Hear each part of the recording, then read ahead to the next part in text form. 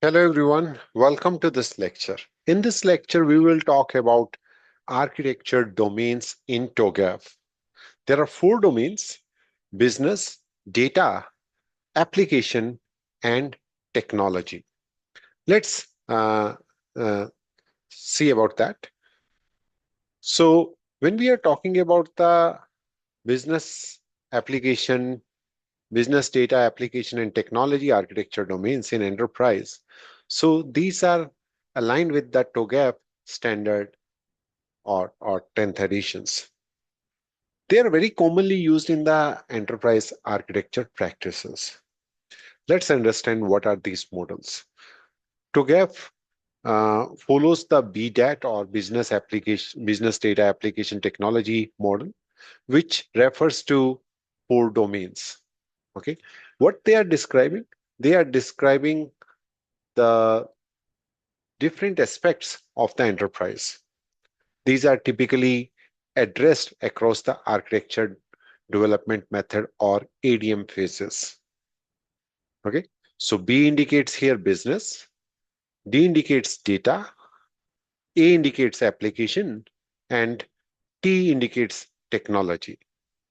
So each domain answers a different what and how, which is in context with aligning business goals with the IT systems and the infrastructure. Let's understand more clearly about these domains because these are very important in ADM cycle and there are different phases B, C, and D where we use these domains. So let's first talk about the business architecture.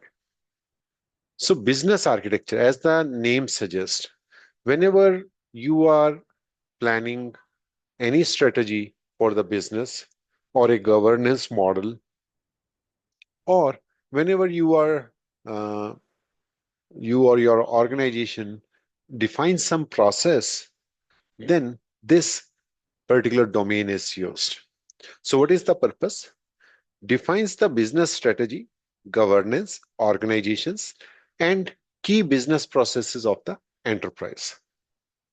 Now, what are the focus area?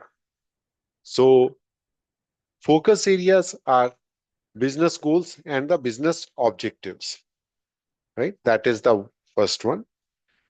Here, when we are talking about the business architecture, we are more concentrating on the business related stuff like business strategies, business goals, business capabilities, business processes, business services.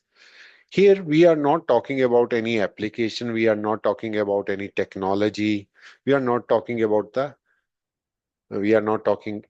data. Here, we are primarily talking about the organization's directions and the requirements. So, like if you see business capabilities and the functions, organization structure and roles, business processes and workflow, business services offered to the customers internally. Let's take a very simple example where we will see this particular business architecture is relevant. Consider you want to convert your on-prem environment to cloud-based environment. Now here we are not talking about AWS, Azure, which cloud environment. We are not talking about that, how many servers we are currently having, what is our database schema, what is the relationship between different tables, which application is used, nothing. Here, we want that our business strategies. So we'll say that our business, for example, it's a banking business. We need, for example, you are currently using a manual process, which is very, very rare these days. But consider you are using a manual process to store customer data, you have, their transactional data, everything. Now, you want, we want to convert into digital world. So you want to do the digital transformation. For that, you you want that our application should be on the internet, okay, on the cloud-based system. Okay, security, other things are definitely are the concerns.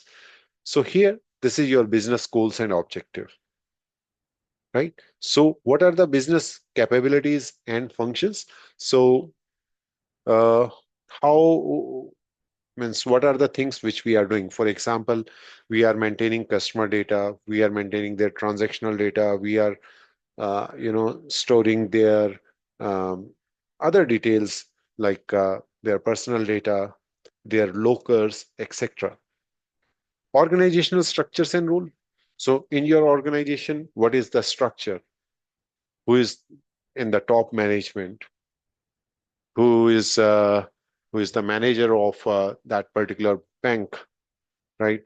Who are the employees, right? So their organization structure.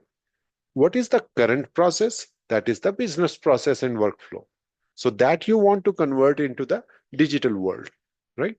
So so here on-prem I'm taking as a, maybe there are some computerized things they are using, but now they want everything is on the cloud base so that everyone uh, can access, whether it is an employee or the customer, the applications on the internet. So that's what they want to do. On-prem, they customer need to visit to the branch of the bank and they need to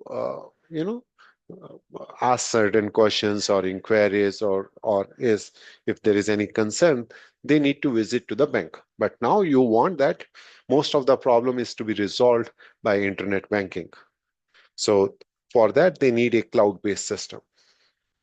Business services offered to the customer or internally, right? Uh, like withdraw, deposit, customer care service. So these all things comes under the business architecture. Okay. So here we talked about the business architecture. In next lecture, we will talk about the data architecture. Thank you very much for watching. See you in the next lecture.